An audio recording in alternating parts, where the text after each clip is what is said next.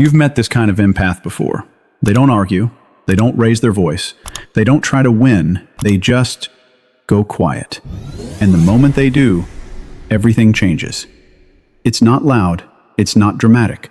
But you can feel the distance. And if you're that empath, you already know something most people don't. That silence, it's not empty. It's overwhelming. Today, we're diving deep into the psychology of empaths who go quiet when they're hurt, and why their silence is one of the most misunderstood emotional responses in the world. Let's start with what everyone gets wrong about empaths. People think when empaths go quiet, they're being cold. They think it's a choice, a strategy, a way to punish someone. Like silence is something they decided to use in that moment. But empaths don't go silent to control the situation. They go silent because the situation is controlling them. See, when an empath gets hurt, it doesn't come as one clean emotion. It doesn't arrive in a simple, understandable form like just anger or just sadness. It comes as a flood. A rush of overlapping feelings that hit all at once, too fast to separate, too heavy to explain immediately. They don't just feel anger. They feel disappointment, confusion, emotional shifts, subtle changes in tone, unspoken meanings, all at the same time. They notice what was said, but also how it was said. They feel the words, but they also feel the energy behind those words. And that's where it becomes overwhelming.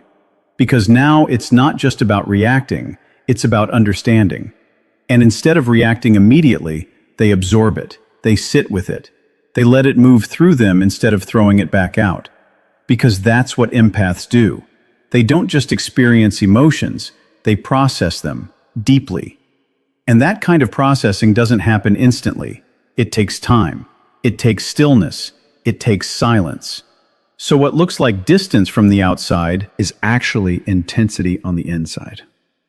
What looks like disconnection is actually emotional overload being handled quietly. They process before they express. And most people misunderstand that because they've never felt emotions in that way themselves. What happens in an empath's brain? Here's where it gets deeper. Empaths experience something close to emotional overload.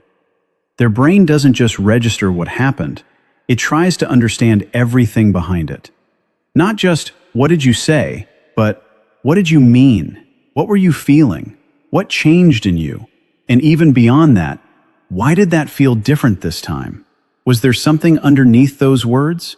Did I miss a signal earlier? Their mind starts connecting dots most people don't even notice. Now imagine trying to answer all of that in real time, while the moment is still happening, while emotions are still rising, while the other person is waiting for a response. You can't. No one can process that level of emotional complexity instantly. So what happens? The brain does something very specific. It slows everything down. Not because it's weak, but because it's overwhelmed with information. And one of the first things that gets affected is speech. Words become harder to access. Thoughts feel incomplete. Feelings are clear, but explaining them isn't. That's why when someone tells an empath, "Just tell me what's wrong," they freeze. Not because they're hiding something, not because they're being difficult, but because the answer isn't ready yet. It's still forming. Because the truth is, they don't fully know yet.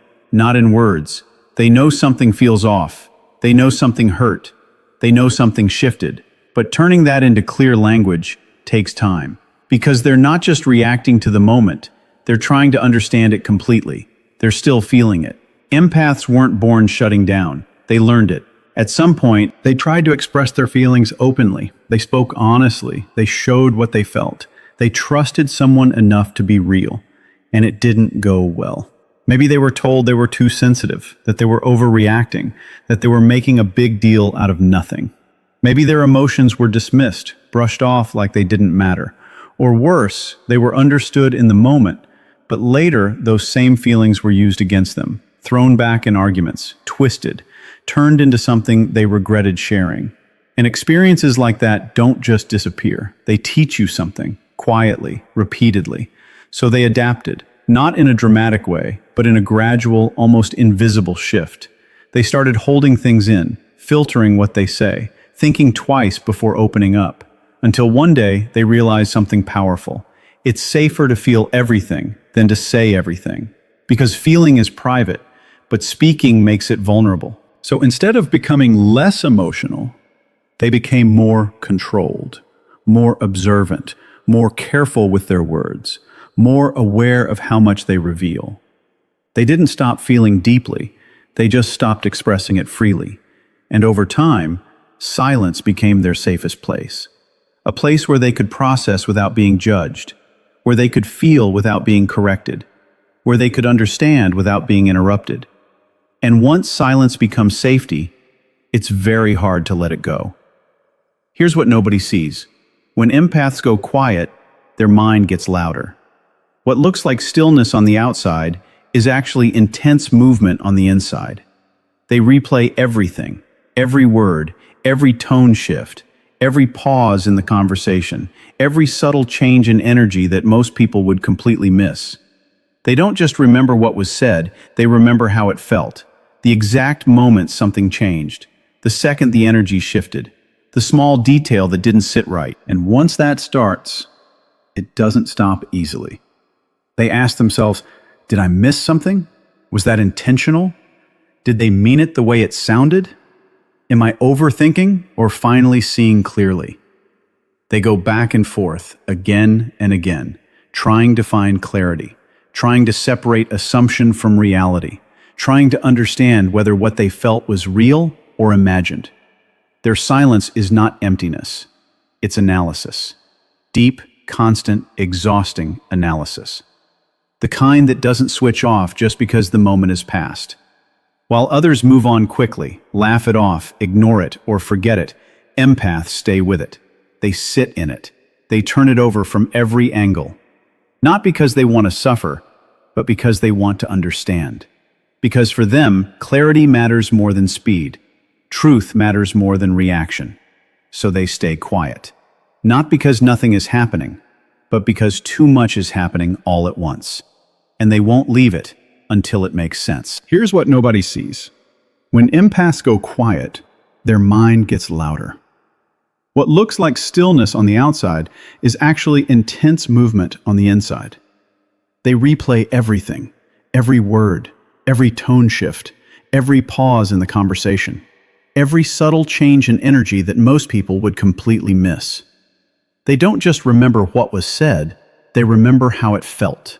The exact moment something changed, the second the energy shifted, the small detail that didn't sit right.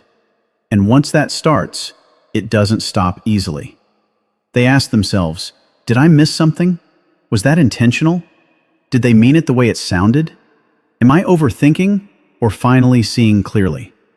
They go back and forth again and again, trying to find clarity, trying to separate assumption from reality, trying to understand whether what they felt was real or imagined.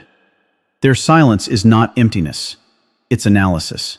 Deep, constant, exhausting analysis. The kind that doesn't switch off just because the moment has passed.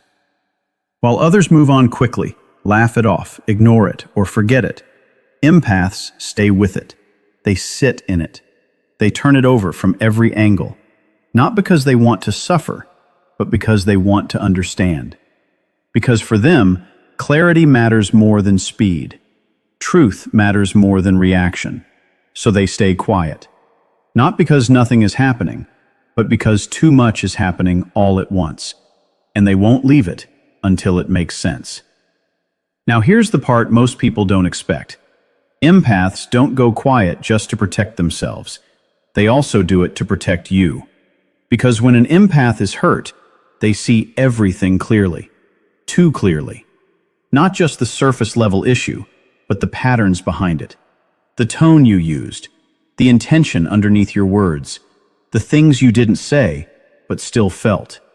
And in that moment, their awareness sharpens, almost like everything slows down, and they can see the situation for exactly what it is.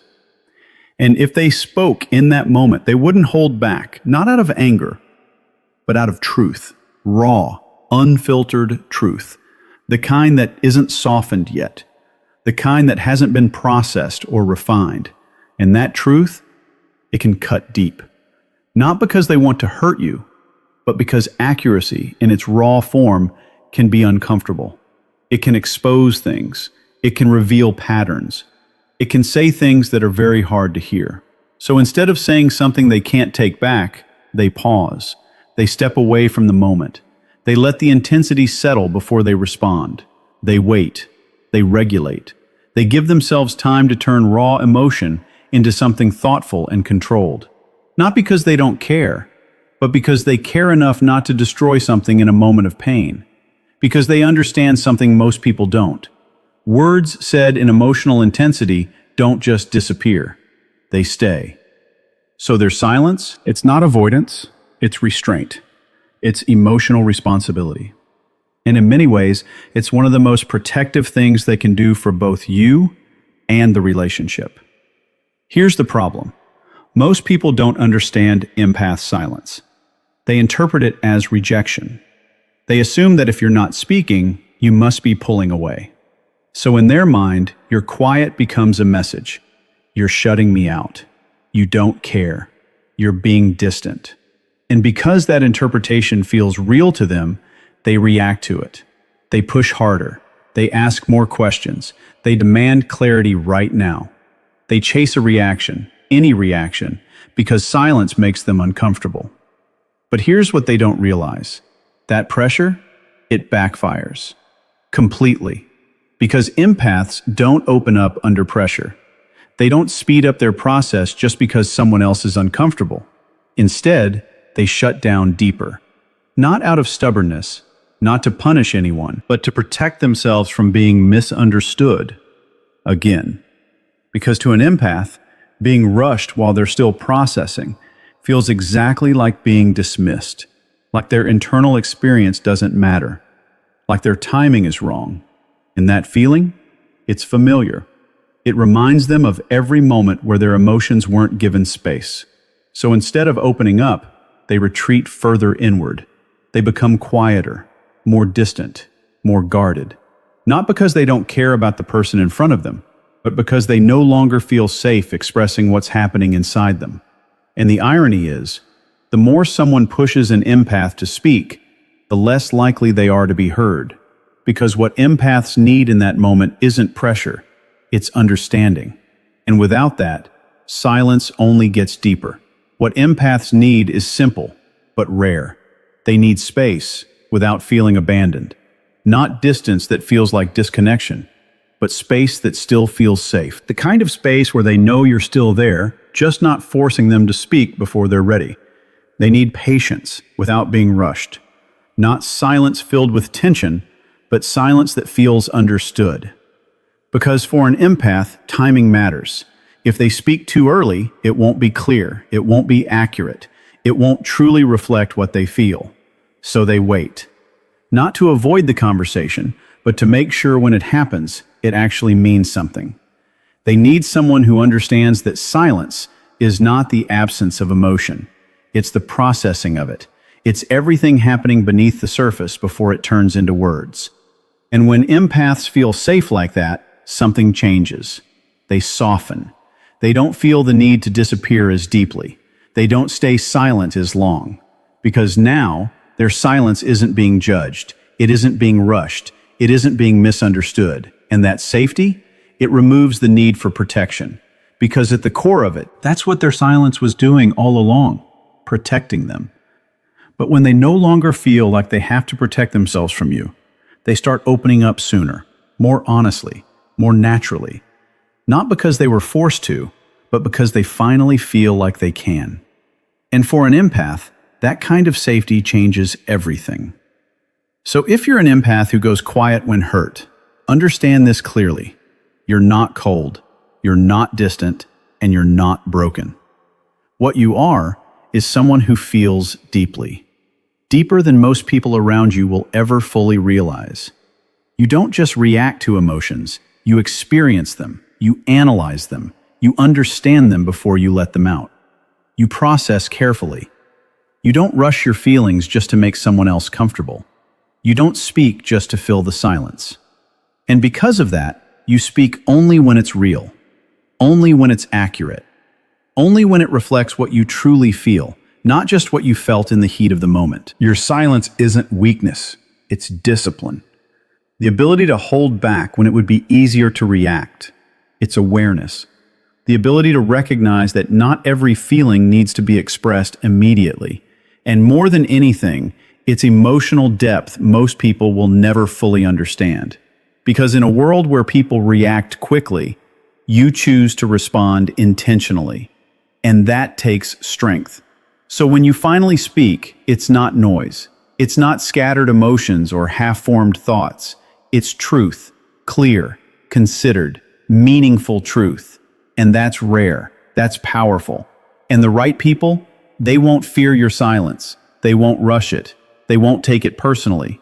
They'll respect it because they'll understand something others don't, that your silence was never distance. It was depth.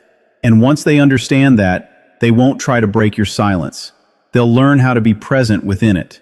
If this made you feel understood in a way nothing else has, subscribe, because this is just the beginning.